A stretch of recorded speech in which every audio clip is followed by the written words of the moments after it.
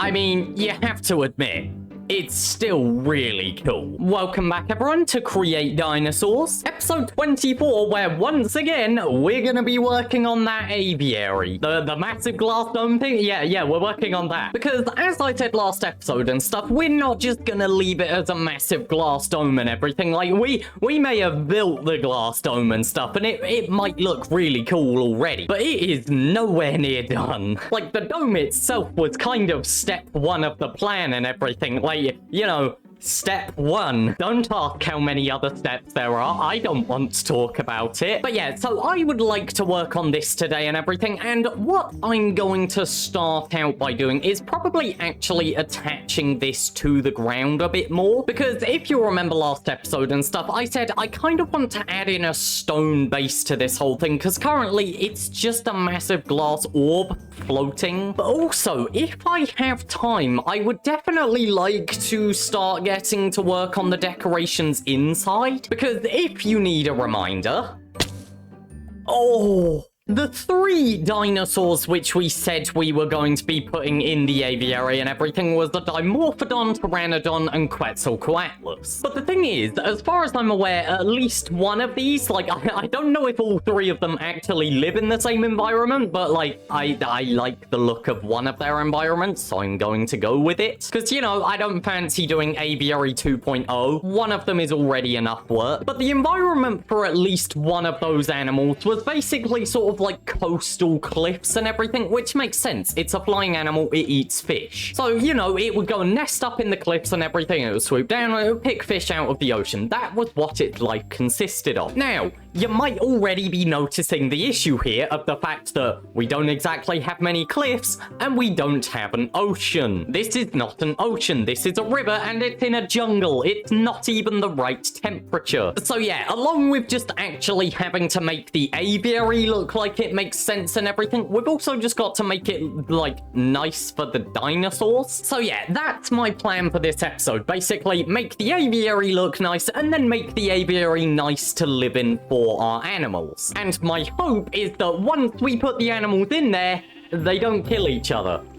They might be aggressive towards each other, I didn't check. But anyway, time to actually get to work with this and stuff, so I need to dump all of these resources which I do not need. Why have I got 3 cobblestone stairs and a cobblestone wall? Like, in what world did I think that I needed to keep those? But anyway, right, so on to the note of the stone base which is going to wrap around the bottom of the aviary and everything. How is this going to look? And I mean, it's probably going to have some fairly similar resources to what we've already got. Like, you know, the sort of, like, nice andesite bricks and everything that's in Create Mod. I don't actually remember what they're called. Where's the stone cutter? I'm going around trying to find a stone cutter. I can't find the bloody thing. All right, so it's probably going to involve a lot of stuff like this, the cut andesite blocks and everything, because I think they look really nice. Polished andesite, I would say, is quite good, apart from the fact that I want to use it as an accent block elsewhere in the build, so I don't want to mix it into any texture. Oh, there's a stone cutter right here. But the other thing that I want to do differently about the sort of texturing that's going around the bottom of the aviary is I don't want to focus so much on bricks. And the reason why is because, like, thinking about the aviary as it would have to be put together and everything,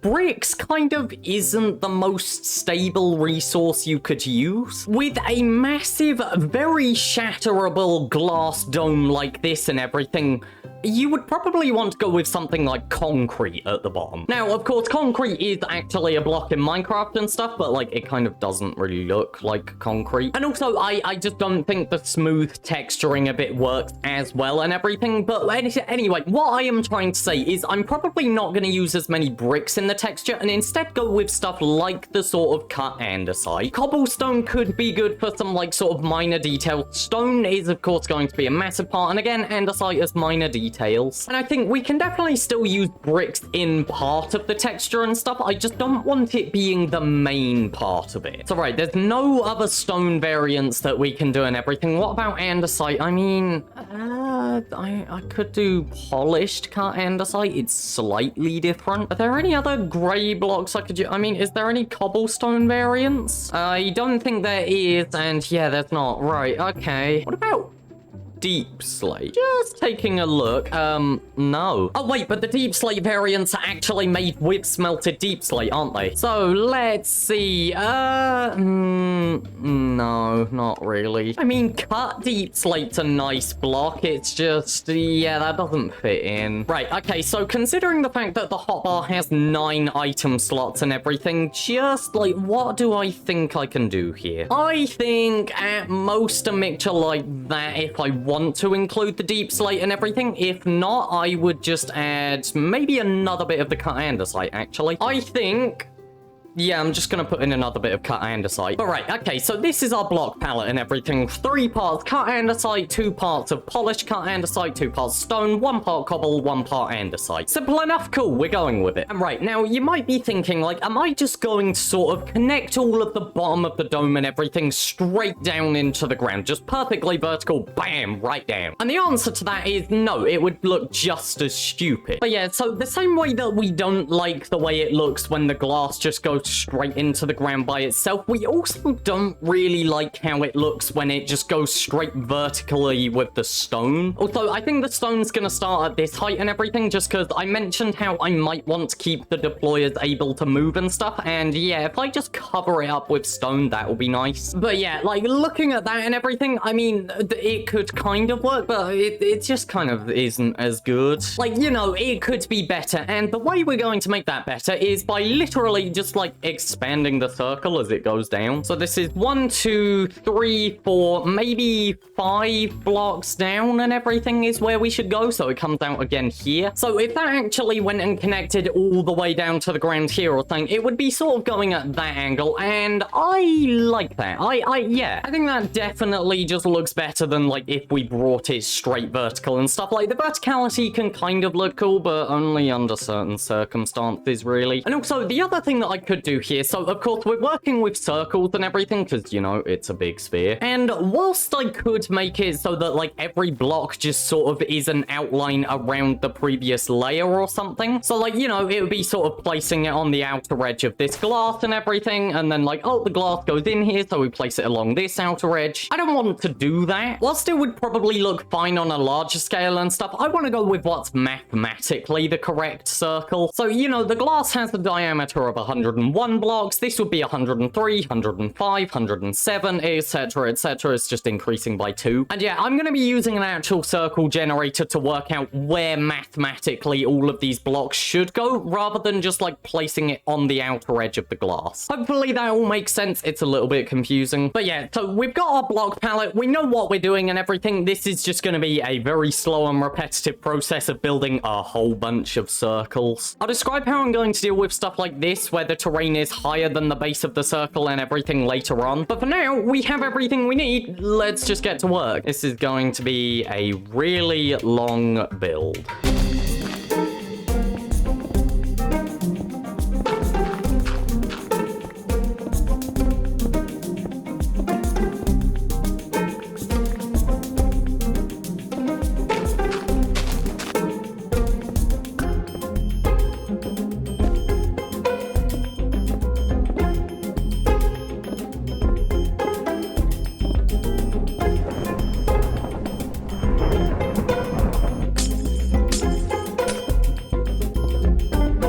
Just me, or does the dome feel smaller once you're inside? I don't know why, just like standing in here, it just feels so much smaller. I guess maybe that's because there's a massive hill in the way and stuff, so like it's kind of all just split in half. Anyway, sorry, that's irrelevant. What I am back here to say is basically we have gotten all of this stone around the edge done. Yeah, you might be thinking, Pineapple, all of this stone doesn't go down to the bottom here. What do you mean it's done and stuff? And that's because I don't think I want it quite going that deep. It's a bit up in the air right now. I might change my mind later. But for now, I'm thinking the depth at which this stone goes is good enough and everything. And I can show you the outside as well if I just go and hop in pre-cam. As you can see, connected all the way around. I definitely really like the block palette we went with for it. I definitely think it was the right decision. You might also notice up around the edges here and stuff, I haven't brought the stone up like I said I would. I am still planning on doing that. It's just I would like to see how how it goes with the interior fur. But anyway, so speaking of the interior and everything, I would like to get to work on this because the thing is, the dinosaurs that we're putting in here, they're ocean sort of dinosaurs, or pterosaurs if you want to use the correct word. But yeah, they live on cliffs by the ocean, and this is not a cliff, nor is it by the ocean. In fact, it is the complete wrong environment, which means really we do kind of need to change a lot of this. Why are there ants all over the outside of the dome? But yeah, what that means is I actually would like to go through and change a lot of what is inside this dome, which is kind of upsetting because, like, it does look really nice. Like, you have to admit, the whole bamboo forest and everything in here, and like the nice hill that is right in the middle, it looks really nice, but like it's just the wrong environment. However, I do think that we can definitely get away with using some of the wrong trees and everything. I think I would like to get rid of these rainbow trees because, like, as nice as they are, I don't really like the look of them. So stuff like the rainbow trees I'm okay to get rid of, and stuff the bamboo is kind of a shame because some of it looks really nice, especially with all the podzol and stuff, but it's not really the right environment. So maybe I can keep some around the back, but around the front it's definitely gotta go. However, when it comes to stuff like all of the oak trees and everything, I can probably keep those. Some of these bushes as well are probably fine. And honestly, even the massive tree right up here in the middle, this is like a pink mangrove tree, and even though it's the wrong tree,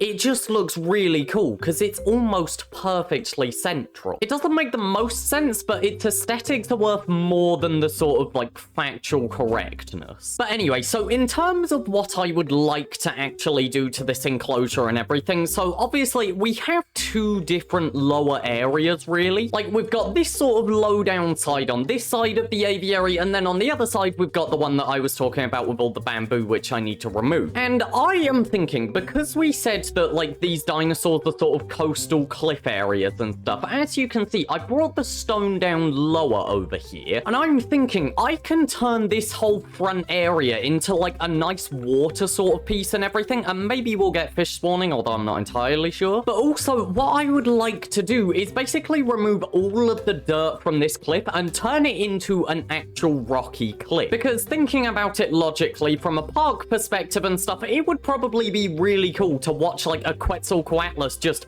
fly down, grab something out of the water, and fly off again. I think it would be nicer to go with a block palette like this and stuff, which is very similar, but it's got a lot more sort of cobblestone and andesite in the block palette. And also, I really like the way that this cliff curves and everything, so I'm probably going to try and replicate that. But yeah, so that's what I'm thinking, like nice sort of cliff aesthetic and everything, very natural block palette, and yeah, probably removing a lot of this dirt and everything. The main challenge is just going to be making something that looks nice, that still doesn't require too much blending with all of the other stuff. Because yeah, there's a lot of stuff that's definitely going to get in the way here. But hopefully it's not too difficult to clear out a lot of this stuff. Like at the end of the day, bamboo, you just slash a bit at the bottom and that's it. The entire bit's gone. The stuff that's going to be annoying is stuff like the dirt or all of these really weird trees with like hundreds of branches. But honestly, sitting around here and saying what we're going to do isn't making much progress, so I think we should just get to work. So yeah, I'll see you when I've done all of this work. I love setting myself large goals for an episode. It's so fun.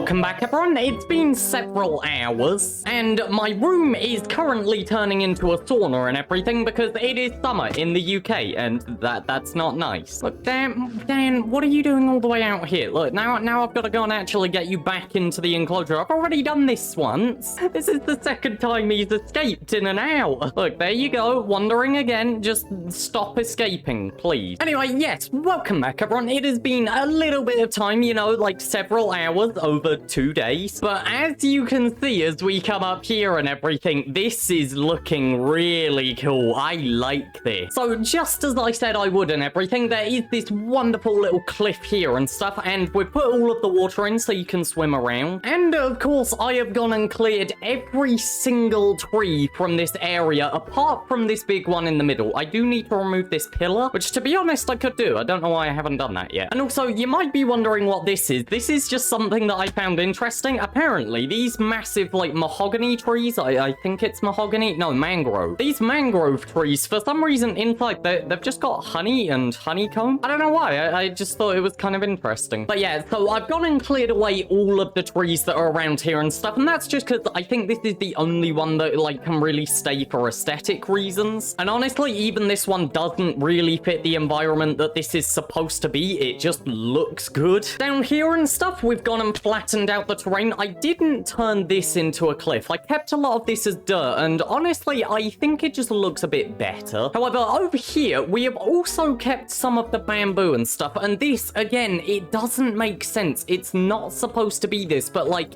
it just looks really good. And yeah, I just think the aesthetics of it is worth more than the enclosure being factually accurate. Now, as for what needs to be done next and everything, I want to go and put, like, of course, all of the foliage around here and stuff. We can bring back some of the trees that would actually look good, which does actually mean I'm gonna need to do some more research on these environments. I'm also wondering if we could do some, like, nice decorative nests or something as well. Although, to be fair, I don't entirely know if pterosaurs would have actually made nests like that. But also, one of the other things which I really want to implement and stuff is a nice viewing area, and we might actually go with 2 different ones. Just because, of course, like, it makes sense to have a viewing area down here and stuff, you know, where the pterosaurs would be diving off the cliffs and everything like that, and it looks nice and aesthetic. But also, at the end of the day, you can't see much from that angle and stuff. So I'm also wondering if maybe I should go and put another viewing deck somewhere, maybe even like suspended. Like, it doesn't have to be at ground level connecting to the dome and stuff. We could put it up there. Just somewhere that I think might give you a better view over the enclosure and stuff. The one issue is, of course, you have to have a way of getting up there that looks correct, which is, to put it simply, not going to be easy, because the other thing that you've got to remember is the aviary isn't at ground level with a lot of this stuff. I mean, like, look out this site. It literally just drops off a cliff. Because also, you gotta remember, this terrain here and stuff, this isn't even what was here before. It comes all the way down here and stuff. This is a really big drop. So getting any sort of pathway to come up here or even higher to another viewing area is gonna be a bit complicated. And I don't know, like, there's ways of doing it. It's just maybe not gonna be easy. However, with all of that said and stuff, I'm actually gonna leave that for next episode. That's right, the aviary's being split into like a 2-parter kind of thing. Well, I guess the interior, because the glass was already done last episode. 3 parts? Which, trust me, I don't entirely like splitting things into several episodes, but it's like, unless this video is going to be 40 minutes long or come out a week late, I need to split it. And also, you know, I've already spent like 8 hours terraforming and cutting down trees and everything. So yeah, I apologize, but like, hopefully we've done enough for this video to be worth it. Please don't hate me. So yeah, if you want to see how we work on the aviary next episode and stuff, then stick around. Because also, as soon as it's done, we're gonna be getting the new dinosaurs, and that's not gonna be fun. So yeah, thank you everyone for watching. I really hope you've enjoyed, and next episode, I'm really excited to work on this. There's a lot of stuff that I can do here. So yeah, I'll see you all soon.